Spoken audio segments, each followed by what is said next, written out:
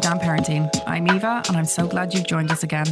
Today, we're continuing our monthly multilingual parenting series with Mimi from Growing Up Multilingual, and we're so lucky to have her here with us each month. In this episode, we're digging into something that isn't really talked about enough: the stress behind raising multilingual children, the pressure to get it right, and the guilt of not doing enough, or the fear of messing it up. It's all really heavy, and it's all very real. This isn't about adding more to your to-do list. It's actually about tuning in, getting clear, and finding your peace in your journey. We're here to help you release that pressure, reframe your thinking, and make multilingual parenting feel more connected and more sustainable, not just for your child, but for you too. So whether you're walking, folding laundry, or just taking 5 minutes for yourself, stick around. You're doing more than you think. And today's conversation might just help you see that. Hi, Mimi. Hi.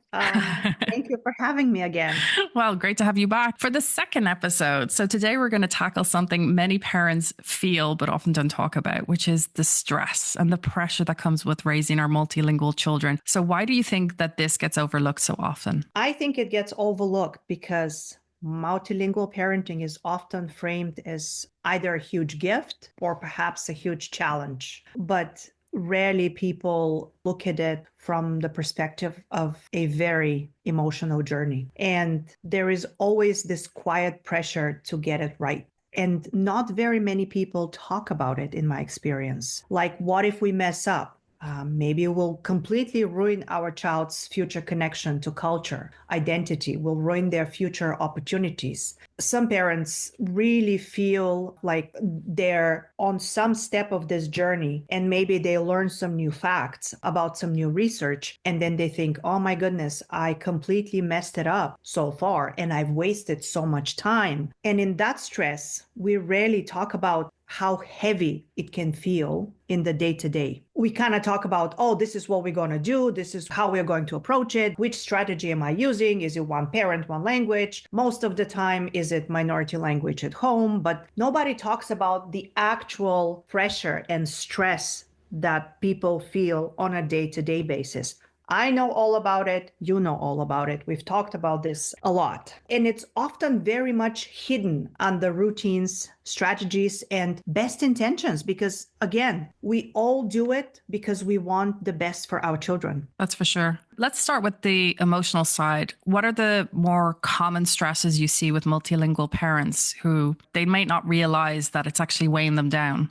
You know, there are so many stresses. So many. The biggest one, feeling like you're never doing enough. Maybe you feel like you're doing too much. There is a huge amount of guilt behind this. Am I pushing my child too much? Am I not pushing them enough? Then again, comparing your child's progress to other kids. How come we have the same constellation? How come my friend's son or daughter are much further ahead? How come my child is not there? How about maybe I missed the window already? Maybe I completely messed up something. I just recently talked to somebody and it was a very, very emotional discussion because they felt that they missed the window. And it's never too late. Of course, if you have the opportunity to provide exposure, always do it, but you can never miss a window. You just have to reframe how you approach it. Or if you are passing on a language that is not your native language, if you've decided for this path, maybe you worry that you're not fluent enough, that you don't sound native enough. And native is in quotation marks, because this is a whole different topic that I'm not going to get into right now. And a huge fear that perhaps your child won't be accepted because they won't sound like their peers when you go visit your home country, and they perhaps they won't sound quiet as their peers where you live and in the language that they're being schooled in. And these are all real stressors that often sit very quietly under everything we do and very often guide us in a certain way, sometimes in the wrong way, because then often we tend to push too much. And all these stressors feel really personal because we feel like we're failing. We're failing, but we're also failing our children. And this is all very, very personal. And language is very personal, especially the home language that we're passing on, or we are really wanting to pass on and trying. Because again, it's identity, it's culture, it's belonging, and it's the fear that our child will not belong. So when we feel like we're not doing enough, it's very easy to slip down a road where we feel like we are not, like we're failing. It's something that is really fundamental. And then we tend to zoom in too far on details. So we sometimes forget about the big picture. We sometimes forget about what's really going on. The fact that we're not failing, but we're just caring a lot and we're trying to achieve a lot. If you have a family that might come to you and feel like they're not doing enough, or they haven't done it right, what do you say to someone who comes to you with that kind of a fear? I think the first thing I would say to them is that they're not alone, that they don't have to do it alone. And this is one of the fundamental fears that majority of parents raising a child with multiple languages face, because when it's a shared fear, then it's a smaller fear.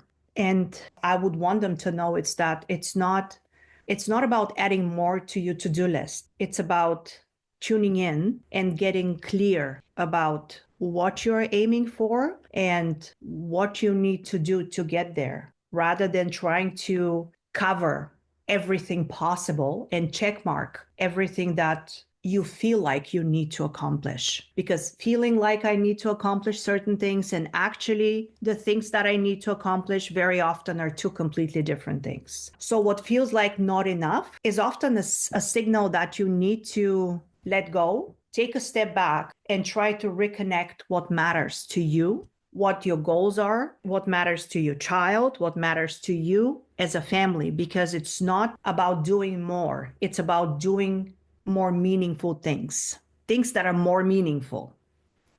I need to rephrase this.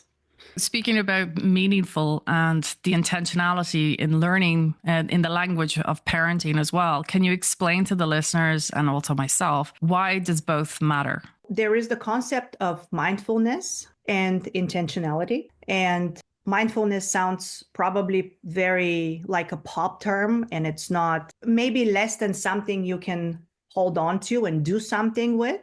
But in the context of raising a child with multiple languages, it can be super, super useful, because what mindfulness is in its core is being in the moment. It's noticing what your child responds to, what makes them light up, and really doing it with curiosity and not with judgment. Really noticing what is working, what your child likes and enjoys. Then intentionality comes into play, because then it's what you actually do with all those observations that you've made. And intentionality is the deliberate action that you take, the action on purpose based on what you've observed. So together, they give you clarity. And clarity is very, very powerful when you focus on your language goals and when you plan your different activities. So for example, I often talk about, and I mentioned the meaningful bit before, it's very important when you do certain things, when you read books or play different games with your children, to focus on what's meaningful for them and not what you think is meaningful. And I'm absolutely guilty of this when it comes to books, because I often have ideas of what would be good, what is a cool book, and my children don't always think the same way. So I've been really trying to pause and observe. And it's really, really difficult because, life is hectic. And when you need to pause and take a break and be more observant, it can be very difficult. So it's always a work in progress, but you need to pause and see where there is resistance, for example, in my case, if you're offering a book and they're not interested in it, and just pause and see what is going wrong, why they're not interested. Ask them if you can have a conversation. Just see what they like, and then plan the intentionality bit. Plan on what you can do next based on what you've observed. So you spoke there about work in progress. What are some of the expectations or shoulds that parents can let go of right now, and ones that just cause more stress than support? One of the biggest things that I come across is this fantasy of a balanced multilingual child. The fantasy that, and I say fantasy and not even a myth, because it's my multilingual child is not a multiple monolingual children in one. And you cannot base your expectations for their language development based on monolingual children. So if one of my home languages is Bulgarian, I cannot expect my children to speak and express themselves in the same way as children their age in Bulgaria. This is not how multilingualism works. Even as adults, we don't use all our languages equally. That's why I digress a little bit, but this is why it's really difficult when we ask children to translate and say, oh, translate this, and they don't know the words sometimes because a multilingual child is not multiple monolinguals in one. Another one is the myth of perfection. This is just so out there, I would say, because first of all, there is no perfect way to raise a multilingual child because everybody does it in their own unique way, based on their unique needs and wants, their unique family constellation, even if it looks the same on paper. And don't expect any perfect levels of language, because I hear very often parents saying, oh, my child speaks 3 languages and they're all perfect in all 3 languages. And there is no such thing as perfect. We all learn language according to context, in different contexts and for different purposes. And this is how our language develops, depending on how we need it, what we need them for, and where we use them. Another thing I would like them to let go of are rigid routines that don't fit their real life. As we've said in the previous episode, everything needs to flow seamlessly. Everything needs to be meaningful, and it needs to be a part of your child's life. It shouldn't feel like it's an add-on, because otherwise it feels like a chore. And you don't want to get into this area of it feeling like a chore. Speaking of which, for the parents who are actually feeling that weight, they could be burnt out or unsure or even just overwhelmed, like many of us are. What are a few small things that we can do this week to ease the load and reconnect with our why we're going down this path? I'm going to offer some very, very simple things, and don't diss them before you try them out. Build one small ritual. You can call it whatever you want. Just one small thing that you do together with your child. Could it be coloring? Could it be talking during meals? Could have been a game of sorry? Whatever feels natural to you, whatever comes natural for your relationship with your child, just try one little thing and build it consistently. When you start feeling that there is stress building, notice it, but don't judge. Don't judge yourself. Don't judge your child because they're not doing it fast enough, because they forgot a bunch of words that they knew last week, or they don't say things that in your mind they're supposed to be saying. Just take it as it comes and notice what is happening. When you feel like you're not doing enough, try to tell yourself, I don't feel quite sure today. I'm too tired. There's so much going on, and give yourself some grace, because language development has ebbs and flows, and you cannot expect for your child to perform the same way all the time, but you cannot expect for yourself to perform the same way and be able to provide the same amount of input and exposure all the time. Some days, providing very high quality exposure and engaging is going to be very easy. Other days, not so much. Give yourself some grace. And when you're unsure, when you're stressed, reconnect with your why. Remind yourself what matters. Your child matters. Your connection with your child matters. The purpose, why I want to pass this language. What does this language mean to me? Why am I doing this? For the wow factor, or to actually for my child to be able to talk to grandparents, or to be able to one day potentially go to university in this language? Whatever your why is, there are many different whys, and one why is not better than the other.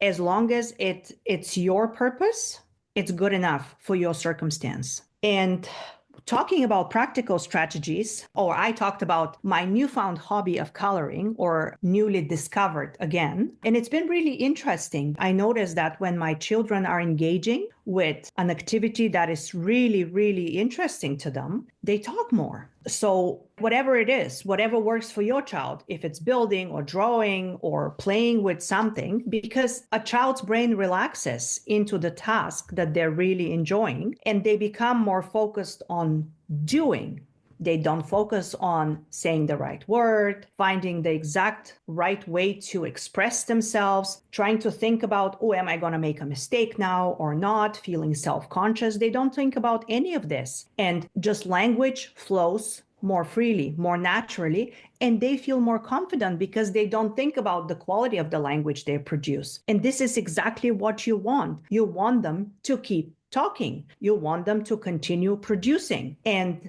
during such activities, there's so much less pressure and they don't monitor themselves. Right? They're just focused on expressing. So I'm going back to the one small ritual. Find one of those small things that work for you and for your family and do it, because this is gold, because this is one fantastic way for them to build fluency and to build confidence in producing the language, in talking. You mentioned there about ebbs and flows. I know you've said that language plans are living documents. Can you explain what you mean by that and how being honest about your capacity, as parents being overburdened or stressed, is actually a strength in this journey? Yes. A lot of people assume that a language plan is set in stone, and once you kind of set whatever you want to achieve and then that's it. But this is actually not true. A language plan is really a living organism, if I can say this. And they should be, because they evolve with your life. And it's a very paradoxical thing that I always say to parents, but they need to be consistent while being flexible, because what worked 6 months ago might not work anymore. Your child might have discovered a completely new set of interests, and the old interests are not valid anymore. Maybe you're moving to a different country. Maybe you're moving to a different school. That's not failure. This is actually growth, because change is the only thing that is sure. Nothing is going to stay the way it is. So by being able to adapt to the changing circumstances, you're actually taking stress off your shoulders by being open and flexible. And this is growth. Growth is not sticking to your whatever ideas and paths to achieving those ideas 3 years ago. Growth is being able to adapt. And this is what I mentioned in the previous episode about meeting as a family once or twice a year, because this is really helpful for the growth aspect, for the flexibility aspect. This really helps with adapting the plan to the ever-changing needs of the family. And when you say, like when you have a really tough month, when there is lots of going on, let's say a lot of business trips or a lot of sick days, just say, this month we're dialing back. This month we're not going to push ourselves so much. If you have the plan to do certain things, but you can't do them, and you rather just sit together and watch a movie or play a game, and you don't have to think about, then just do it. Because this doesn't mean that you're giving up. It means that you're being honest and you're acknowledging what's happening at the moment. And you're also modeling resilience for your child. It's also a lesson that you can give them and talk to them and say, well, we wanted to read today, but like everybody's been sick and the kids don't feel like doing it, and pushing them is not going to bring anything. So talk to them about this. This is something that I cannot underscore enough. Talk to your child about everything that's happening. If you decide to change your routine, if you decide to change something, talk to them, because this is how you're teaching them resilience too, and teaching them how to adapt and giving them a reason, and they can work with this. I was going to ask what's one final thought you want to have the listeners take away from today's episode, but it kind of feels like it's that, to be honest, the resilience side of things and the honesty. And equally, I feel like what you just said is also about compassionate to yourself and forgiving to yourself that you can't do everything. But do you have anything else you'd like to add?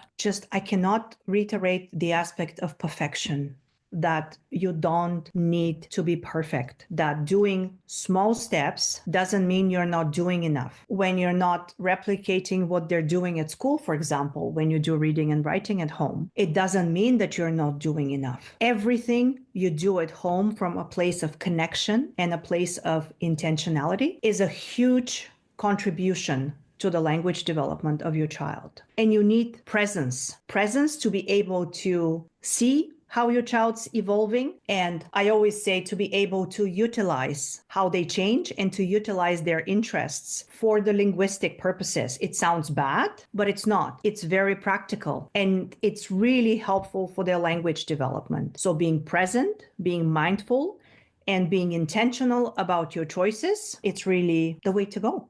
Well, thank you, Mimi. And that brings us to the end of today's episode. So thank you so much for coming back and joining us on this little series we're doing. We hope this conversation gave you a moment to pause, breathe, and maybe even help yourself feel a little less alone on the ups and downs of multilingual parenting. If there's one thing to take away from today, it's this. You don't have to do more. You just need to connect with what matters most to you and your family. Because this journey, well, it's not actually about perfection. It's about presence, purpose, and staying kind to yourself along the way. If you found this episode helpful, please share it with a friend or a parent who might need it too. And don't forget to like, subscribe, and hit the notification button. Mimi will be joining us every month with more honest, insightful conversations on raising multilingual children. And by the way, the research and resources we've mentioned are all linked in for you in the show notes. So make sure you go and check them out. Until next time, keep going, keep growing, and be gentle with yourself. You're doing more than you think.